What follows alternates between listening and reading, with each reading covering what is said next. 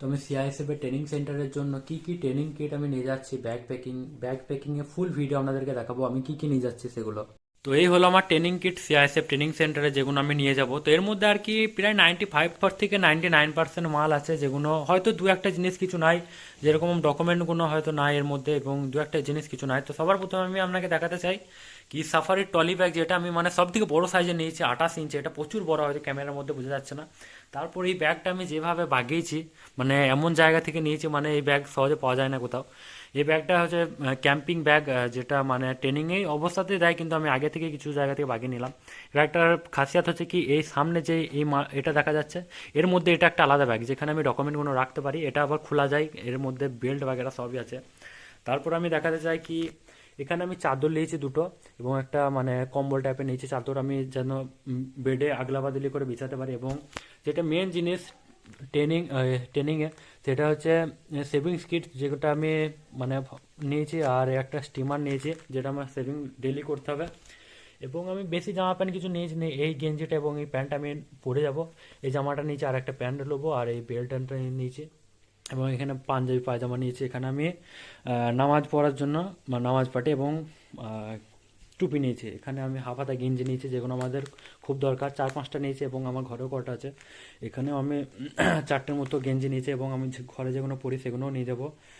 এবং এখানে আমি প্যান্ট নিয়েছি, মানে হাফ প্যান্ট, যেগুলো রান করতাম আগে, এই প্যান্টটা নিয়েছি। এবং এখানে স্ল্যাক্স নিয়েছি 4টের মতো, এবং এটা চুজ প্যান্ট নিয়েছি, যেটা শীতকালে রানের জন্য পরা যায় এটা। আর এখানে আছে মোজা, 5টা সেট আছে মোজার। এবং এখানে আমি দড়ি নিয়েছি, লাগতে পারে কিছু। এখানে আমি ক্লিপ নিয়েছি 10টার মতো কাপড় ঝোলানোর জন্য। এখানে হ্যাঙ্গার নিয়েছি কাপড় ঝোলানো।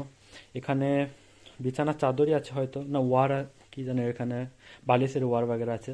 এখানে গামছা নিয়েছি দুটো। আর এখানে মিল্টনের বোতল নিয়েছি একটা, যেটা 24 ঘন্টা পানি গরম এবং ঠান্ডা রাখতে পারে। এটা নর্মাল স্টিলের বোতল। এটা একটা কিট, যেটা পানি গরম করা যায়।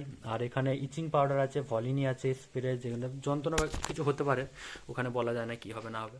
এখানে আমি ইলেকট্রল নিয়েছি 10টার মতো, জানি 10টায় কিছু হবে না, কিন্তু তবু নিয়েছি 10টার মতো মন বোঝানো। এখানে ব্যান্ডেজ, যেগুলো লাগে আর কি, মানে ফার্স্ট এডে যেগুলো লাগে সে নিয়েছি। এখানে আমি ফেভিকুইক নিয়েছি। তারপরে এখানে আমি একটা নর্মাল বোর্ড বানিয়েছি, বোর্ড আমার কাজে লাগবে ওখানে ওখানে। আর এখানে আমি সার্ফও নিয়েছি দুটো। এখানে কি বলে এটা, ছুবড়া, সাবান এবং শ্যাম্পু দুটো নিয়েছি। এখনও একটা আছে ঘরে, যেটা ওটাও নিয়ে যাব। এবং এখানে একটা সাবানদানি বক্স নিয়েছি। এখানে আমি তেল নিয়েছি একটা, দুটো নারকেল তেল নিয়েছি। দুটো পাউডার নিয়েছি, কারণ আমি রাজস্থানে যাচ্ছি, ওখানে গরম থাকবে গরমকালে, তো পাউডার নিয়েছি। এখানে আমি হ্যান্ড ওয়াশ নিয়েছি, বিরাস নিয়েছি, কলকে নিয়েছি, বিরাস 3টে নিয়েছি, জানি না 6 মাসে জন্য 3টে ঠিক হয়ে ঠিকঠাক আছে 6 মাসের জন্য। এখানে আমি কিছু, এখানে মেডিকেলের আবার কিছু জিনিস নিয়েছি এখানে, যেগুলো আমার কাজে লাগতে পারে। এখানে একটা পাওয়ার ব্যাংক নিয়েছি। এখানে নখ কাটা মেশিন বাগেরা নিয়েছি। এখানে স্ট্যাপলার নিয়েছি। তারপরে এখানে কি বলে ব্লেড বাগেরা নিয়েছি। এখানে কাঁচি নিয়েছি, যেটা আমার দরকার পড়বে অবশ্যই। এবং আঁথর নিয়েছি। এখানে কাঁকুই বাগেরা আছে কিছু, দু একটা নিয়েছি। কাঁকুই দুটো তো কাজে লাগবে না আমার, কারণ চুল তো থাকবে না, দেখা যাক, লাগতেও পারে। এখানে আমার যেটা ডেইলি দরকার পড়বে, এটা জুতো ক্লিনিং করার, আমার এই দুটো জুতো ক্লিনিং করার জন্য লাগবে। এখানে আমি 1 কেজি মধু নিয়েছি। এগুলো ড্রাই ফ্রুটের মধ্যে ড্রাই ফ্রুট আছে, আরও ড্রাই ফ্রুট আছে নিচে হয়তো, এইখানে এখন নাই। আর একটা মগ নিয়েছি, একটা টর্চ লাইট নিয়েছি।